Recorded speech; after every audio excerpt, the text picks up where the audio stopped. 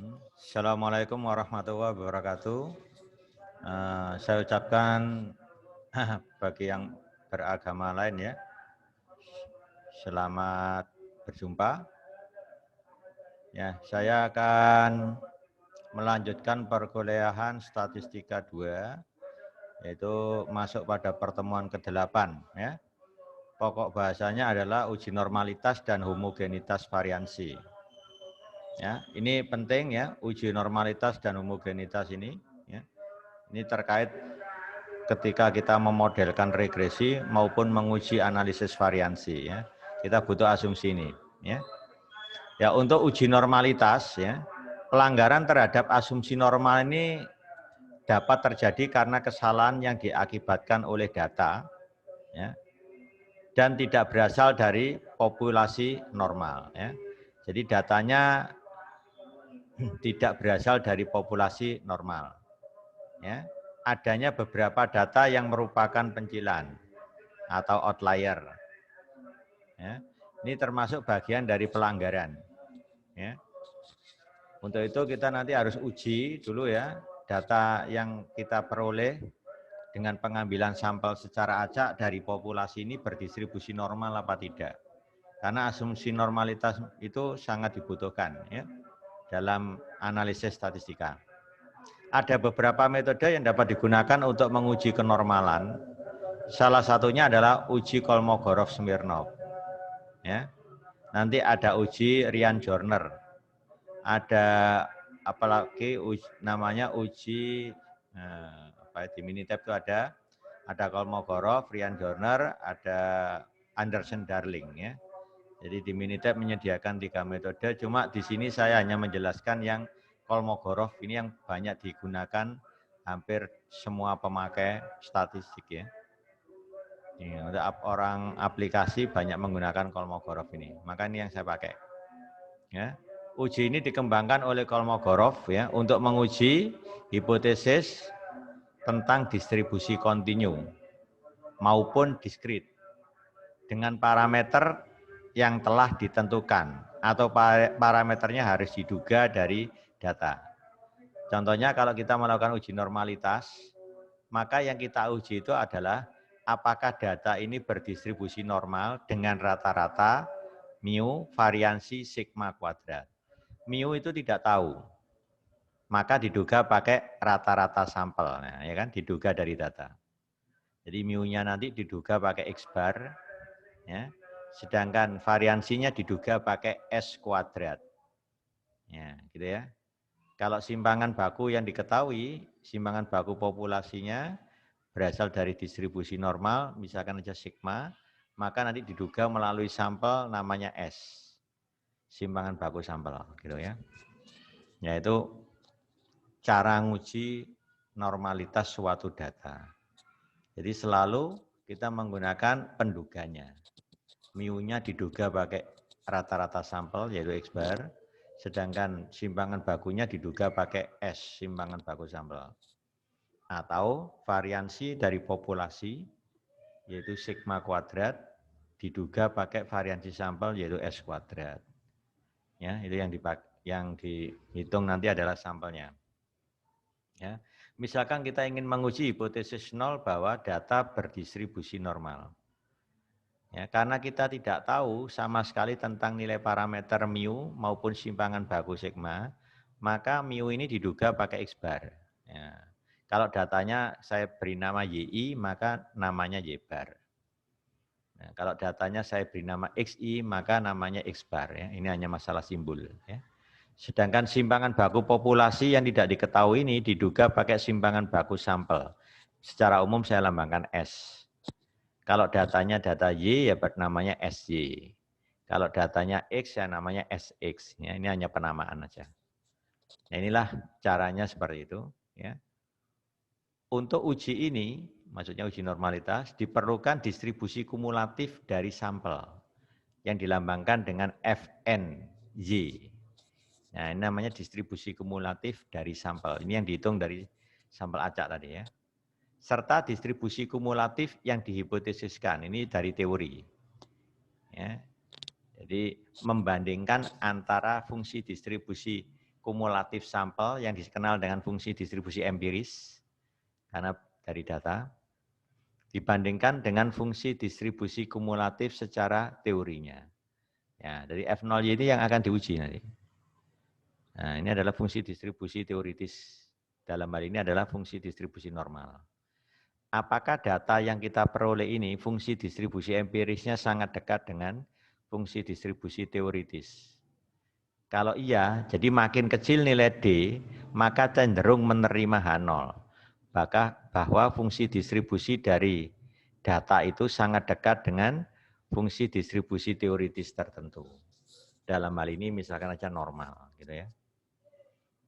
Jadi tujuannya adalah kalau ingin menguji normalitas, makin kecil nilai D itu cenderung menerima H0. Artinya cenderung data tadi berdistribusi normal. Makin besar nilai D itu makin jauh data terhadap distribusi teoritisnya. Ya, jadi cenderung tidak normal nanti ya. Kalau F0Y itu mewakili fungsi distribusi normal. Nah, di sini FNY atau dikenal dengan fungsi distribusi empiris karena dihitung dari data. Menurut ahli statistik ya, dia menemukan ada 3 fungsi empiris yang dikenalkan di sini ya. Oh, maaf 4 ya. Pertama FNYI itu bisa didekati pakai I per N. Ada yang didekati dengan I min setengah per N. Ya, ada yang didekati dengan I dibagi N plus 1. Dan yang terakhir didekati dengan I min 1 per N.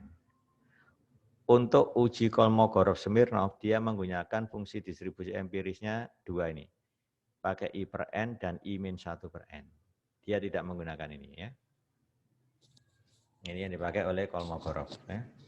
Nah, F0Y di sini adalah fungsi distribusi teoritis. Misalkan aja fungsi distribusi normal. Ya. Ini di bawah H0 ya, dari menurut H0.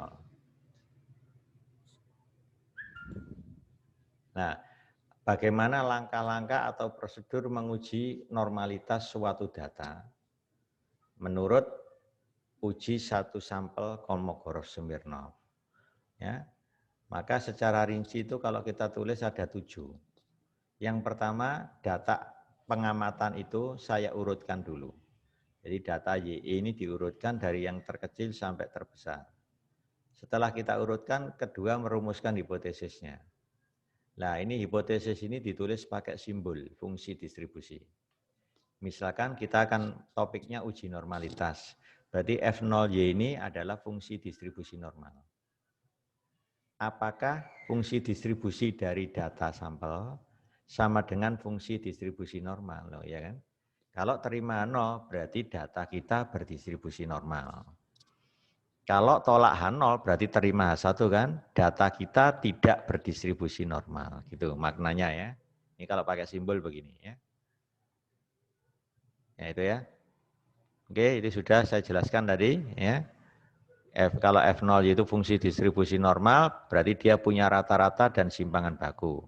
Karena rata-rata dan simpangan baku tidak pernah diketahui, diduga pakai rata-rata dari data tadi dan simpangan baku dari data tadi, ya kan?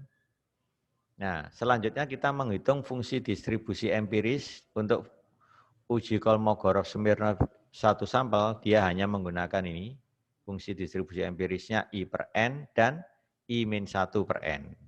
Ya gitu ya. Di mana I-nya itu indeks pengamatan berjalan dari 1, 2, sampai N. Nah, selanjutnya kita transformasi menjadi normal standar. Yang tadi variabel Y yang sudah kita urutkan tadi, kita jadikan normal baku jadi set I.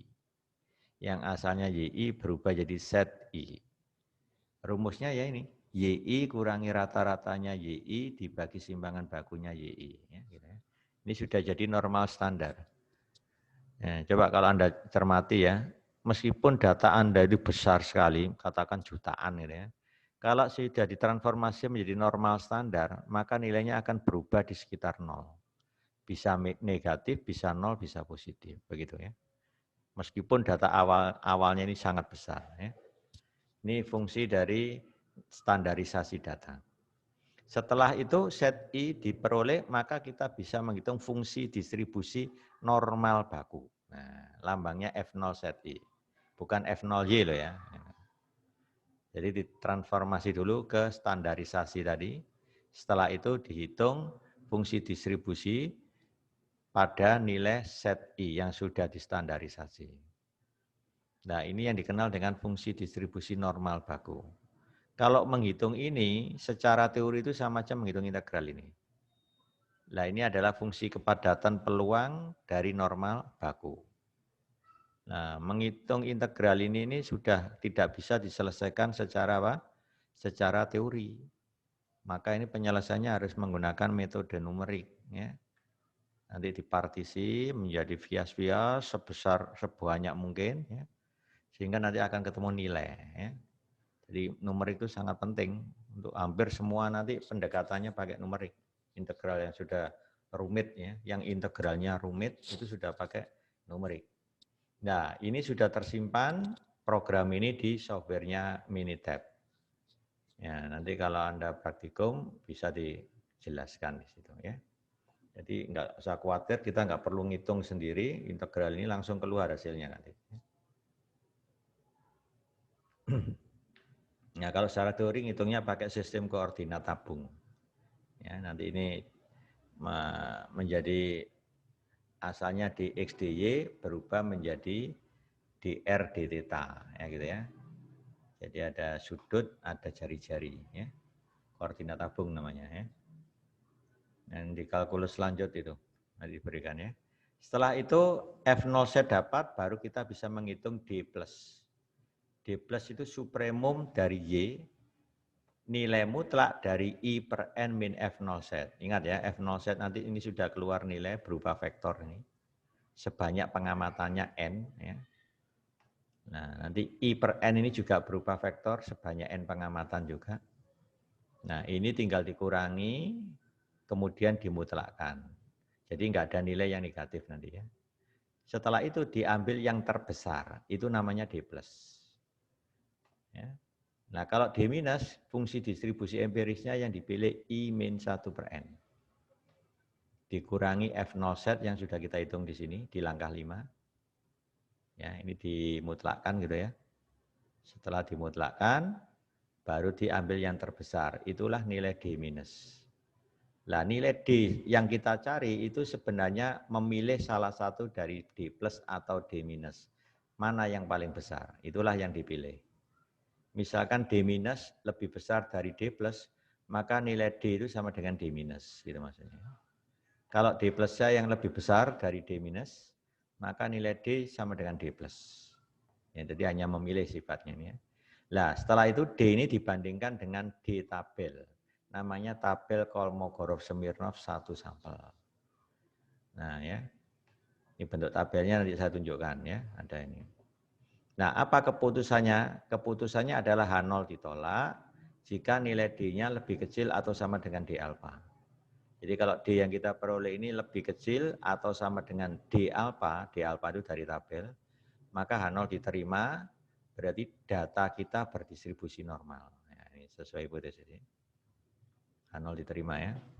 Tapi kalau D-nya lebih besar D alfa, berarti data kita tidak berdistribusi normal, seperti itu.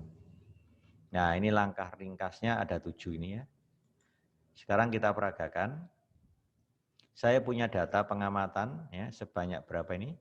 1, 2, 3, 4, 5, 6, 7, 8, 9, 10, 11, 12, 13, 14. Ada 14 pengamatan. Ya. N-nya 14 berarti. Gunakan tingkat signifikansi alfa 5%. Berarti alfanya 5% untuk menguji apakah data tersebut, nah data ini maksudnya berdistribusi normal. Ya. Seandainya nanti hasilnya adalah terima H0, berarti data ini berdistribusi normal.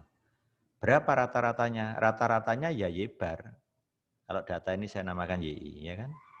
Berapa simpangan baku? Simpangan baku ya sama dengan simpangan baku data ini. Nah, itu maksudnya. Ya. Nah, data ini sampel acak yang diambil dari populasi. Ya. Nah, populasinya kan selalu diasumsikan tak hingga. Ya, kita nggak akan habis data itu kita ambil ya. Ini sampel acaknya. Oke, ini hipotesisnya sudah. Jangan sampai kebalik ya. H0 itu data berdistribusi normal, H1 data tidak berdistribusi normal. Nah, kalau sudah proses ngitungnya sekarang. Nah, ini saya tunjukkan proses ngitungnya. Kalau nanti dikerjakan di Minitab, pertama saya harus membuat kolom namanya I, indeks pengamatan. Ya, karena datanya sebanyak 14, kita buat kolom I 1 sampai 14. Kemudian data aslinya tadi kan Y, tapi kan belum diurut. Maka kita urutkan dulu dengan cara di-sort.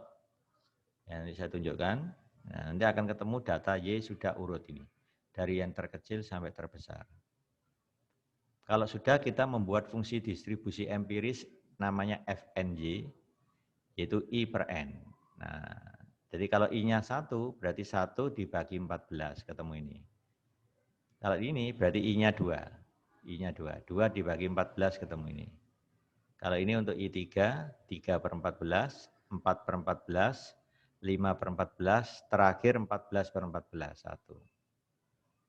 Nah ya, sekarang kalau I-1 per N ya sama. Kalau I-nya 1, 1 dikurangi 1, 0 dibagi 14 tetap 0. Nah kalau ini, I-nya 2 kan, 2 dikurangi 1 per 14, ketemu 1/14. Berarti caranya tinggal menggeser ini. Loh, turun kan? Tinggal menggeser aja. Ya. Tapi ini kita kerjakan dengan komputer lebih cepat, nggak usah nulis ulang. Langsung thread ketemu nanti ya. Jadi I-1 per 14. Ini hasilnya. Ya, tapi yang ini hilang nanti. Pengamatan terakhir ini hilang. Tinggal ini pindahkan ke sini ya. Nah, set diperoleh dari mana? Set itu standarisasi dari Y.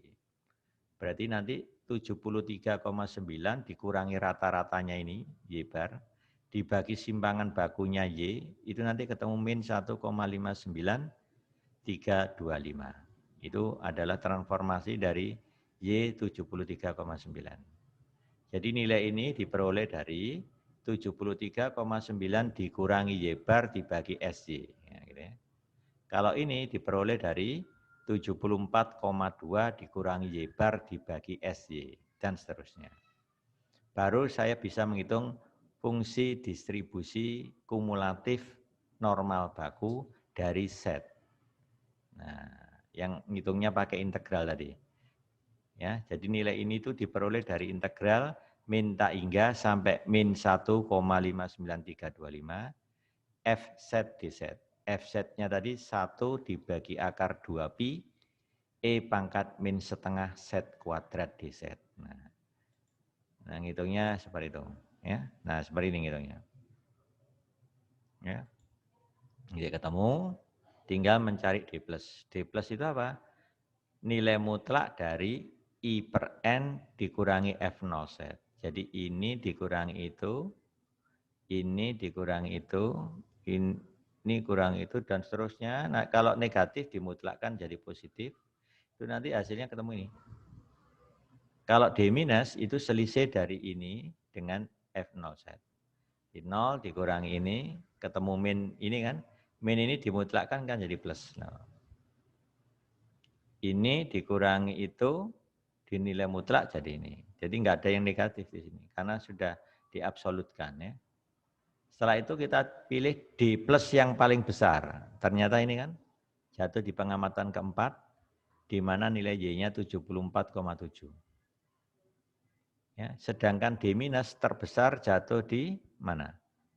Ini, 0,1366. Nah, ini D minus, sedangkan ini D plus. Ternyata D plus dengan D minus besar mana ini? Masih besar D plus kan?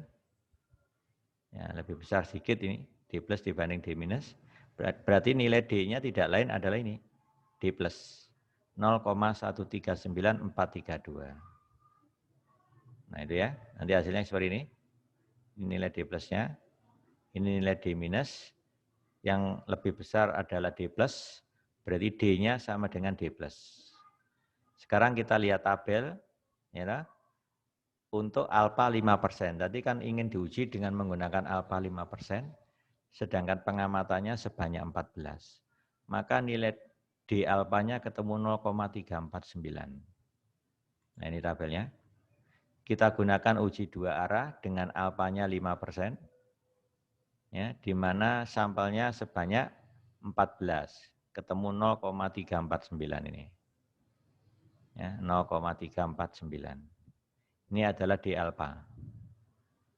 Ya, 0,05, ujinya dua arah dengan N-nya 14. Ketemu 0,349. Oke, nah sekarang ya 0,349. Ternyata nilai D tadi yang kita hitung lebih kecil dari D alpha. Keputusannya adalah H0 diterima. Dan kesimpulannya data tadi, 14 pengamatan tadi adalah berdistribusi normal gitu aja. Kalau mau lengkap rata-ratanya Y-bar ini 76,2571. Dan simpangan baku 1,4795. Ini kalau mau dibaca lengkap. Ya, oke, ini untuk uji normalitas. Ya, sekarang saya peragakan ya dalam bentuk contoh supaya lebih jelas. Ini saya kasih penjelasan, misalkan seperti ini. Ini aplikasinya. Berikut ini adalah data umur bola lampu merek tertentu dalam minggu. Jadi ada yang umurnya 347 minggu, 467 minggu, dan seterusnya. Ini pengamatannya sebanyak 20, ya, hanya 20 pengamatan. Gunakan tingkat signifikansi 1%, berarti alfa yang digunakan 1%, untuk menguji apakah umur bola lampu tersebut berdistribusi normal. Nah, untuk menjawab, pertama kali rumuskan hipotesis. Ya. Karena ini sudah diaplikasikan, maka perumusannya seperti ini. Umur bola lampu berdistribusi normal. Gitu aja. Nggak perlu nulis rata-rata berapa, simpangan baku berapa, nggak perlu. Yang penting sudah tahu normal, berarti pasti ada rata-rata simpangan baku. Ya. Kalau tanya rata-ratanya ya Y-bar rata-ratanya ini, simpangan bakunya ya S, simpangan baku dari ini. Ya. Data ini. H1-nya umur bola lampu tidak berdistribusi normal. Sekarang saya akan melengkapi tabel penghitungan uji satu sampel Kolmogorov-Smirnov ini. Ya. Nah ini saya peragakan. Data ini saya simpan di worksheet-nya Minitab. Nah ya, ini saya simpan, ini datanya. Saya beri nama Y datanya. Baru saya tambahkan nomor indeks pengamatan. Ini adalah indeks pengamatan, mulai nomor 1 sampai 20. Ya. Ya, sampai 20. Ya, seperti ini. Ini data Y-nya tadi, ini kan belum urut ini. Habis 467, 378, belum urut kan? Nah, karena ini belum urut, maka harus saya urutkan dulu. Pakai perintah di sini, sort.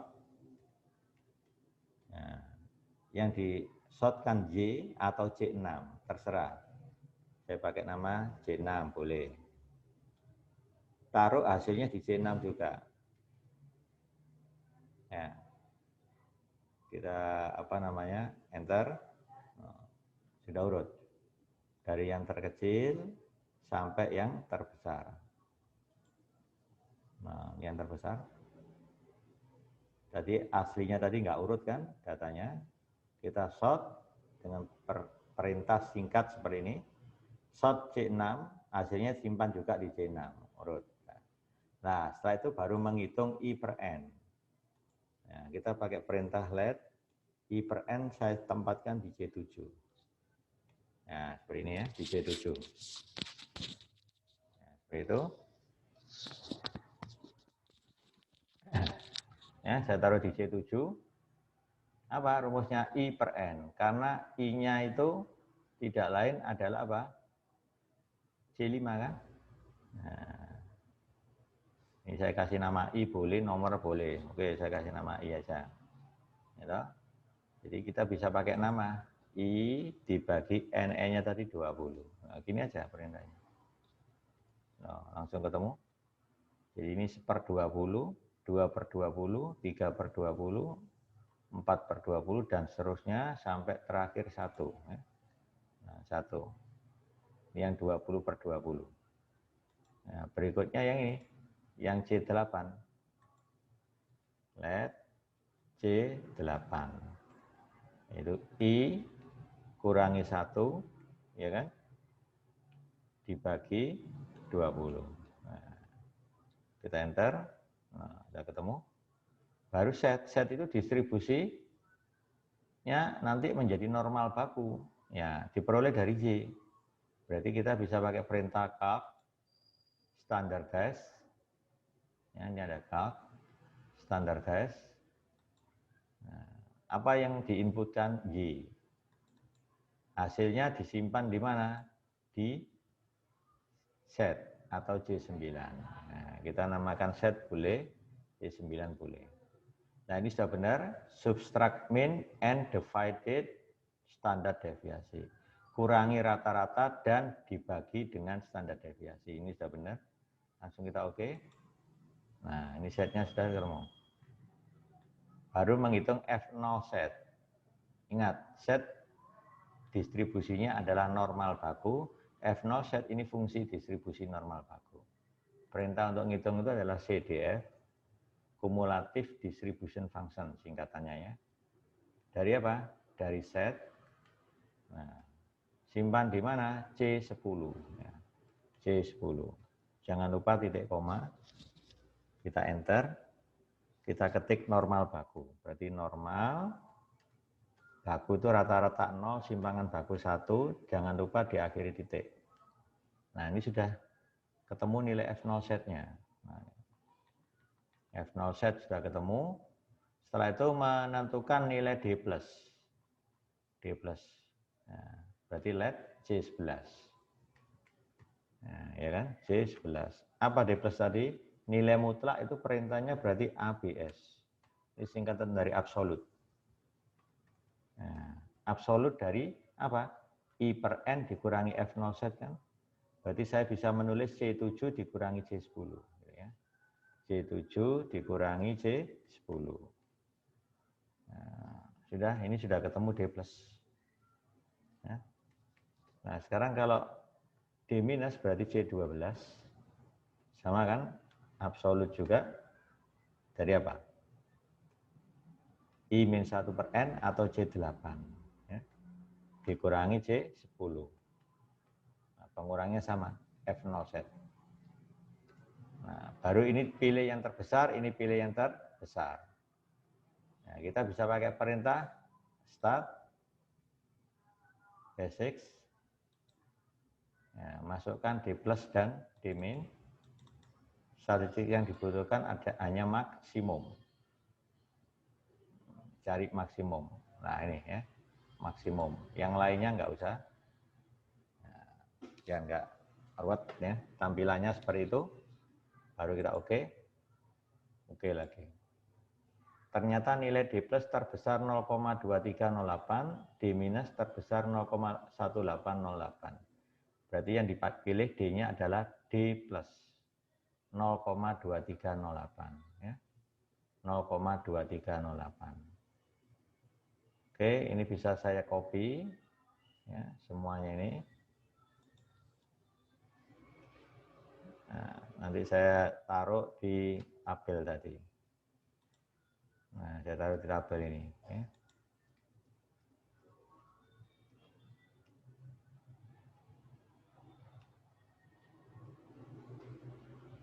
Nah, dari seperti ini tampilannya. Nah, tadi sudah kita temukan dengan bantuan Minitab juga nilai D+-nya itu 0,2308. 0,2308. Tulis saja. Di sini ya. 0,2308. Ini kalau mau ngisikan bisa masukkan pada Y berapa, bisa kan? Ini setnya berapa? Nah, ini bisa dilihat. Ya. 2308 untuk D+ yang mana itu? Kayak ini. Nih ya. 0,2308 ini dibulatkan nih. Berarti jatuhnya di pengamatan ke-18. Y-nya 392. Oke, masukkan 392. Sedangkan setnya berapa? Setnya adalah ini 0,43776. Ya. 0,43776. Ya, ini ya. Sekarang untuk yang ini, tadi ketemunya adalah berapa? 0,1808. Ya. Dari sini 0,1808. Nah, 1808 berarti lain ini. 1808 jatuhnya sama pengamatan ke-18 kebetulan ya. Ini berarti nanti sama 292. Oh, 392 sama berarti. 392 nilainya ini juga sama. 0,43776. Nilainya tadi ketemu 0, berapa? 1808 ya. 1808. Oke, dari sini ketemu D-nya adalah ini ya 0,2308. Ya, 0,2308. Ya, sedangkan nilai D 1% kan tadi diuji dengan alfa 1%. N-nya 20 ketemu 0,352 dari tabel ini tadi. Dari tabel ini ya. Ini 20, ini saya ambil 20 ini. Pakai 1% ini 0,352 yang paling ujung ini bawah. Ya, pojok kanan bawah. Ya, dengan N20 alfanya 1% 0,352. Oke. Ya, 0,352 ternyata apa? D-nya lebih kecil D 0,01 ya kan? Lihat ini D-nya lebih kecil ini kan? Berarti H0 diterima. Kesimpulannya adalah umur bola lampu berdistribusi normal. Nah, itulah prosesnya ya. Nah, ada ini prosesnya pengujian normalitas ya. Apakah data kita ini berasal dari distribusi normal apa enggak? Bisa juga kita menggunakan cara pintas ya. Kita tidak melalui proses. Melalui proses sehingga kita betul-betul mengerti. Nah, cara pintasnya juga bisa, kan yang diuji data Y. Boleh diurut, boleh tidak, enggak masalah. Kita bisa pakai perintah ini, start, basic statistik, pilih normality test. Ya kan? Normality test. Kemudian masukkan, nah yang saya bilang tadi ada 3 pilihan, Anderson, Darling, Ryan Joyner, Kolmogorov. Yang saya pilih adalah Kolmogorov. Variabel yang diuji adalah Y. Nah, ya kan? Nah, ini aja. Kita tinggal masukkan OK. Nah ini, nilai D-nya ketemu 0,231. 0,231. Dari mana nilai ini diperoleh melalui proses ini tadi? Nah, yang sudah saya di sini 0,231 ini kalau dibulatkan kan 0,231 ya, sama dengan hasil jadi tadi. Ya, ini kalau yang cara pintas tadi ya. Sama kan? Nah, berdistribusi normal berarti berapa rata-ratanya? 347,2. Dari mana ini? Dari Y-bar. Simpangan bakunya 102,3. Ini dari mana? Ini dari data 20 pengamatan tadi, simpangan bakunya ini. Ya. Lihat, p-value-nya lebih kecil dari 1%, berarti terima 0. Jadi dengan apa namanya 1% berarti apa? Keputusannya menerima 0. Karena p-value-nya lebih kecil ini ya. Oh, tadi kita uji dengan alfa berapa tadi? Jadi diuji dengan alfa 1% ya. Hasil di sini kurang dari 1%. Ya, mepet ini, nilainya agak mepet. Ya, ini cara uji normalitasnya. Ya. Oke, sekarang saya lanjutkan ke berikutnya ya. Kita akan masuk ke uji homogenitas variansi. Nah, ini uji homogenitas variansi. Jadi ini ceritanya adalah kalau saya punya K populasi, di mana masing-masing populasi ini punya variansi. Populasi pertama variansinya sigma 1 kuadrat, populasi kedua variansinya adalah sigma 2 kuadrat, ya. Itu. Sampai populasi yang ke K variansinya adalah sigma K kuadrat. Lawannya adalah H1, tidak semua variansi ini sama. Jadi minimal ada satu yang berbeda, gitu ya. Sama aja maknanya begitu. Untuk menguji ini namanya homogenitas variansi, kita menggunakan statistik uji Bartlett. Ya, bagaimana proses uji Bartlett ini? Nah, ini nanti saya jelaskan rinciannya. Pertama, dari populasi pertama saya ambil sampel berukuran N1, gitu ya. Saya hitung simpangan bakunya ketemu S1. Nah, intinya gitu. Dari populasi kedua saya ambil sampel berukuran N2. Nah, N2. Saya hitung simpangan bakunya ketemu S2. Sampai populasi yang ke K. Saya ambil sampel berukuran NK, dihitung simpangan bakunya SK. Nah, setelah ketemu ukuran sampelnya N1, N2 sampai NK dan simpangan baku masing-masing S1, S2 sampai dengan SK, di mana N itu adalah total sampel, ya, mulai dari N1 ditambah N2 sampai NK, maka variansi gabungan atau variansi pool itu diperoleh dengan cara ini, N1 min 1 kali S1 kuadrat ditambah N2 min 1 kali S2 kuadrat ditambah dan seterusnya sampai NK min 1 dikalikan S2 SK kuadrat per derajat bebasnya N besar kurangi K. Ini sebenarnya sama ketika kita membahas selang kepercayaan. Masih ingat? Selang kepercayaan kalau ada asumsi varian kedua populasi sama tetapi tidak diketahui. Masih ingat? Rumusnya kan dari sini. Rumusnya kan N1 min 1 kali S1 kuadrat ditambah N2 min 1 kali S2 kuadrat, kan sama. Dibagi N1 ditambah N2 min 2. Itu yang di sini. Itu kalau hanya dua populasi. Nah, kalau di sini kan K populasi, makanya rumus SP kuadratnya jadi lebih umum begini. Kalau hanya dua populasi, maka K-nya 2, persis sama ketika kita membahas selang kepercayaan dan uji hipotesis.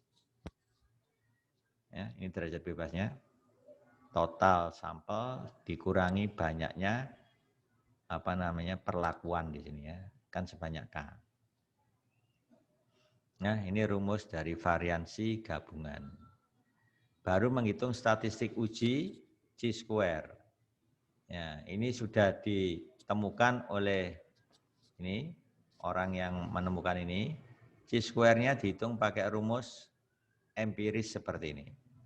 2,3026 dikalikan sigma NI min 1 kali log SP kuadrat. Nah, ini SP kuadratnya kita hitung nanti. Ini langsung ketemu berupa angka. Setelah itu di log. Nah, karena ini log SP kuadrat itu konstanta bisa keluar dari sigma. Berarti ini saya keluarkan dari sigma, log SP kuadrat keluar dari sigma, tinggal dikalikan sigma NI min 1. Perhatikan, sigma NI min 1 itu bisa dibuktikan sama dengan N besar min K. Nah, buktinya di mana? Masukkan sigma I sama dengan 1 sampai K NI, itu tidak lain namanya N besar kan? Nah ini, N besar. Minus sigma I sama dengan 1 sampai K 1, karena 1 konstanta, kan berarti konstanta dikalikan dengan K, ketemu K kan? Jadi sigma NI namanya N besar, minus sigma 1 namanya K. Jadi ketemu N min K. Nah, ya kan? Tinggal dikalikan log SP kuadrat. Ini yang di sini. Nah, kalau yang ini nggak bisa disederhanakan seperti itu. Karena apa? Ini mengandung indeks I. Ini ngitungnya harus satu-satu. Untuk I1 berarti N1 min 1 kali log S1 kuadrat. S1-nya diperoleh dari sini tadi. Simpangan baku sampel pertama. Dikuadratkan, ya kan? Di log, baru kalikan N1 min 1. Plus, sekarang kalau I-nya 2, berarti masuk populasi kedua kan? N2 min 1 dikalikan log S2 kuadrat. Plus, dan seterusnya sampai yang populasi ke K. NK min 1 dikali log SK kuadrat. Udah, nanti akan ketemu nilai Chi-square-nya. Ya, ini berdistribusi Chi-square derajat bebasnya K min 1. Di mana K tadi banyaknya populasi. Ya, ada K. Jadi di sini K min 1 gitu ya. Nah, kalau sudah kita gunakan faktor koreksi yang namanya adalah C. Nah, C itu dirumuskan sama ini si penulis, ini si penemu Bartlett namanya ya. Si Bartlett otak-atik dia menggunakan rumus C secara empiris ini. 1 ditambah 1/3 kali K-1. Nah, ini ngitungnya langsung pakai komputer bisa.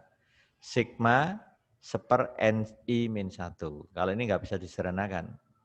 Jadi nanti ngitungnya ini ya 1 dibagi N1 min 1 plus 1 dibagi N2 min 1 plus dan seterusnya 1 dibagi NK min 1. Minus 1/, nah kalau ini tadi sudah N besar min K kan ini. Nah, jadi penyebutnya ini N besar min K. Kalau yang ini harus ngitung satu-satu dijumlah sebanyak K gitu ya. Oke, setelah itu, setelah dikurangi, baru dikalikan 1/3 kali K-1, terakhir tambah 1. Itulah nilai C. Nah, statistik yang kita gunakan itu adalah statistik Chi-square terkoreksi, adjusted. Nah, di mana rumusnya Chi-square dibagi C. C itu faktor koreksinya. Ya. Nah, ini nanti yang akan dibandingkan dengan Chi-square tabel, dengan derajat bebasnya K-1. Kalau nilai Chi-square terkoreksi ini lebih dari Chi-square alpha derajat bebas K-1, berarti H0 ditolak. Apa artinya H0 ditolak? Berarti ada paling sedikit satu variansi populasi yang berbeda. Lawannya apa? Chi-square adjusted lebih kecil atau sama dengan Chi-square alpha derajat bebas K-1. Kalau itu terjadi berarti H0 diterima. Ya. H0 diterima. Ya. Berarti apa? Homogen ya. Variansi dari K populasi adalah homogen. Itu aja. Jadi kalau H0 ditolak itu kan berarti ini. Berarti kalau H0 diterima kan berarti lebih kecil atau sama dengan. Ya. Nah itulah uji homogenitas variansi. Sekarang contohnya, ini ada 3 macam model, ya. Ada mobil, model A, B, C. Ini dijumpai banyaknya cacat. Dari mobil A ini diambil sampel sebanyak 4, ternyata ditemukan yang cacat ada yang 4, ada yang 7, ada yang 6, ada yang 6. Untuk yang model B, diambil sampel sebanyak 6 mobil, ya kan, dicatat jumlah cacatnya seperti ini. Untuk yang C ini, apakah variansi jumlah cacat untuk ketiga model mobil ini sama? Lawannya H1, variansi jumlah cacat dari ketiga model mobil tidak sama. Nah, atau ada yang berbeda gitu ya. Jadi kalau A0-nya apa tadi? Kalau dinyatakan dalam bentuk hipotesis pernyataan, variansi jumlah cacat untuk mobil model A, B, dan C adalah sama. Jadi A1, variansi jumlah cacat untuk mobil model A, B, dan C adalah berbeda. Itu ya, itu kalau pakai pernyataan. Ujilah dengan alfa 5%. Ini hipotesisnya, ini saya tulis pakai simbol, tapi harus kasih keterangan simbolnya. Sigma 1 kuadrat, sigma 2 kuadrat, sigma 2, 3 kuadrat, masing-masing adalah variansi jumlah cacat mobil model A, B, dan C. Gitu ya. Ini yang satunya. Nah, kalau kita cek, N1-nya tadi ada 4 pengamatan. Ya kan? Ya, ada 4 pengamatan. N2-nya ada 6. N3-nya ada 5. Ini dihitung simpangan bakunya, ketemu S1, ini S2, ini S3. Gitu aja prosesnya. Nah, kalau ngitung dengan kalkulator, ada itu fasilitas di kalkulator Anda untuk ngitung simpangan baku. Nah, nanti di sini langsung variansinya yang saya keluarkan ya. Jadi N totalnya itu ada 15, yaitu 4 tambah 6 tambah 5. Ya, K-nya ada 3, karena ada 3 tipe mobil kan. Ini adalah variansi jumlah cacat mobil model A. Variansi jumlah cacat model B, ini variansi jumlah cacat model C. Hitung SP kuadrat. Nah, ini langsung N besarnya 15, K-nya 3, ketemu 12. N1 adalah 4, dikurangi 1 jadi 3. Dikalikan variansi 1. Variansi 1, 1,583. Gitu ya. Plus, ini dari N2 min 1, ketemu 5 kan. Dikali S2 kuadrat. Ini N3 min 1, ketemu 4. Ya kan 5 nih. Kurangi 1, 4. Kali S3 kuadrat. Langsung dihitung ketemu sekian. C-square-nya, rumusnya tulis dulu. Nah, ini langsung saya hitung ini. Ini dari N besar min K. N besarnya 15, K-nya 3, berarti 15 kurangi 3, 12. Jadi nilainya ini 12 dikalikan log SP kuadrat. Kan ini boleh keluar dari sigma ini. Jadi ini di log, nilainya berapa, baru kalikan 12. Itulah nilai ini. Minus lah, kalau ini ngitungnya satu-satu, seperti yang saya bilang tadi. 3, N1 kan 4, dikurangi 1 jadi 3. 3 kali log S1 kuadrat. Nah, log ini. Plus berapa? 5 ya. Kalau N2-nya kan 6, kurangi 1 jadi 5. 5 kali log 2,3. Log S2 kuadrat. Plus 4 kali log 2,7. Nanti hitungnya ketemu ini. Ya. Tinggal ngitung C, faktor koreksi. Ini faktor koreksinya. Ini serahkan di kalkulator. Ini ketemu ini. Baru C-square terkoreksinya seper-C kali C-square. Ketemu ini ya.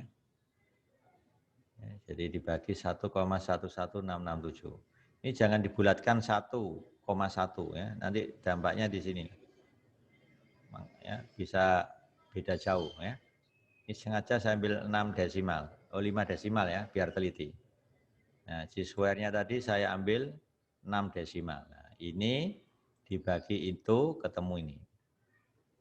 Nah, pembulatan terakhir aja, 4 desimal. Ternyata daerah kritisnya C-square lebih besar 5,991. Dari mana nilai 5,991? Ini adalah dari nilai C-square alfa derajat bebas K-1. K-nya tadi 3 dikurangi 1, 2. Anda buka tabel C-square dengan alfanya tadi adalah 5%, ya kan? Derajat bebas 2. Nanti ketemu 5,991. Kita lihat. Ya, tabel C-square. Nih. Ya. Alfanya tadi 5%. Derajat bebas 2. 5,992 ini. Ya. 5,992. Oke. 5,991. Beda sedikit ya. Ini hasil dari hitungan komputer itu. Jadi 992 ya, itu 991 ya, hampir sama. Selisih 0,001 ya. Tidak masalah Pak itu ya. Oke, sudah.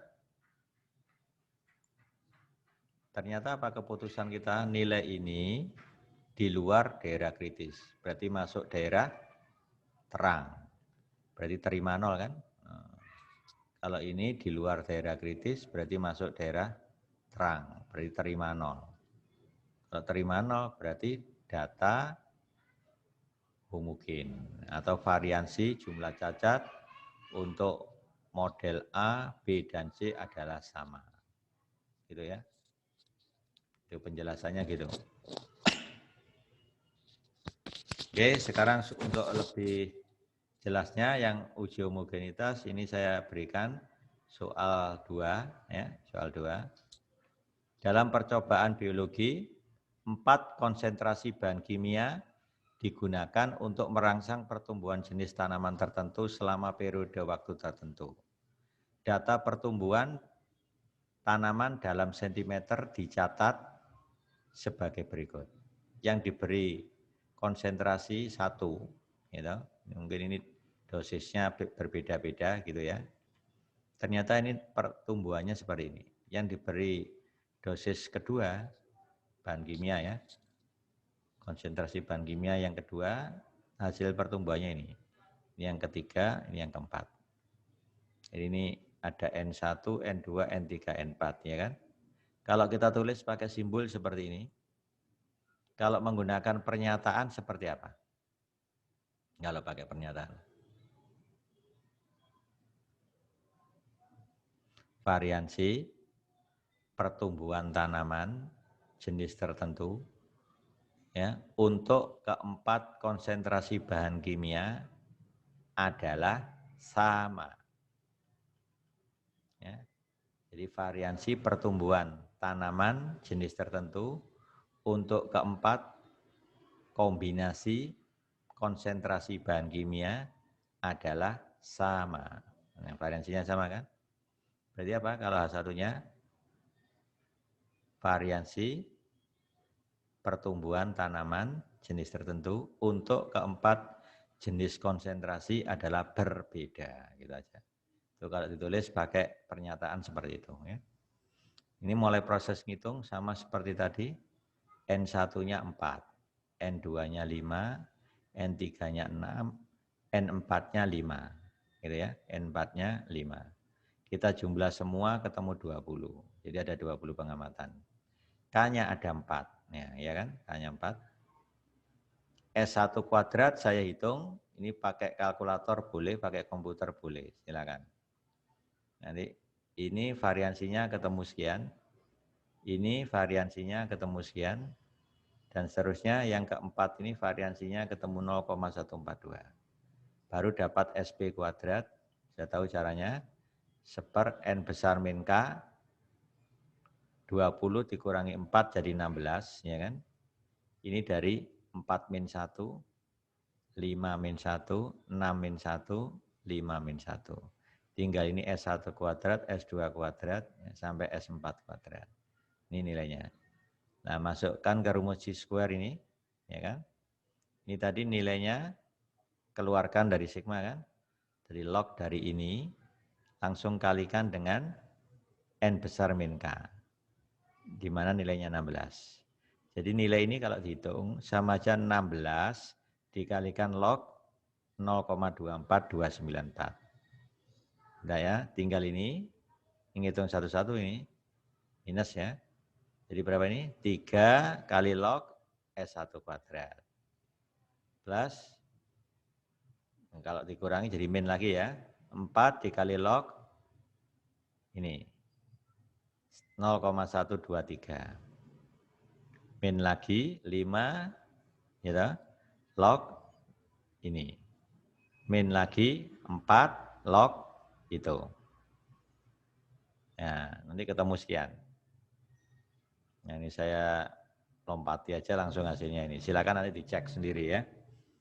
Faktor koreksi C, rumusnya ini juga langsung kita hitung, ketemu ini. Baru dapat C square terkoreksi. Ya. Per C kali C square, hasilnya sekian. Nah, ternyata keputusannya bagaimana?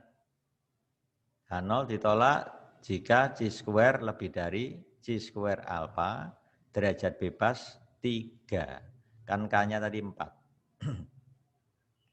Ya, K-nya 4, kalau dikurangi 1, 3. Itu kalau Anda buka tabel ketemu 11,345. Ya, ini dengan menggunakan alfa 1%. G-square 1%, ya, 0,01. Derajat bebasnya 3, nanti ketemu 11,345. Oke, kita cek. Nah, ini G-square kan. Yang derajat bebasnya 3, ini kan. Cari yang 0,01. Nah, ini 11,345 ini. Ya. 11,345. Alfanya 0,01, derajat bebas 3. Oke. Nah, akhirnya kita dapatkan hasil yang ini ya. Nah, yang ini kita peroleh hasil apa? Nilai G-square hitung berarti apa? Di luar daerah kritis kan? Oh, nilainya cuma 1,7668, ini 11, di luar daerah kritis berarti masuk daerah terang, keputusannya H0 diterima. Karena nilai G-square hitung berada di luar daerah kritis, berarti masuk daerah terang ya. Ingat ya, daerah kritis itu daerah gelap atau daerah tolak nol. Kalau ini masuk daerah terang berarti terima nol berarti bunyinya variansi pertumbuhan tanaman untuk keempat konsentrasi bahan kimia adalah sama karena terima nol. Ini yang dikenal dengan homogen. Ya, ini kaitannya dengan ANAFA ini. Kalau dilakukan pengujian homogenitas sudah dipenuhi, baru lanjutkan ke ANAFA, gitu ya. Ini merupakan syarat utama untuk uji ANAFA, analisis variansi. Oke, saya kira sampai di sini ya. Silakan nanti dipelajari ya video ini. Kalau kurang jelas lagi nanti bisa diskusi waktu masuk di pertemuan ya. Biasanya kalau Anda sudah ini nanti tinggal tanya jawab ya. Untuk lihat keaktifan juga ya. Itu yang metode yang saya terapkan dengan harapan Anda dengan mempelajari video ini nanti bisa nyambung ketika saya tanya ya. Saya kira sampai sini. Saya akhiri. Assalamualaikum warahmatullahi wabarakatuh.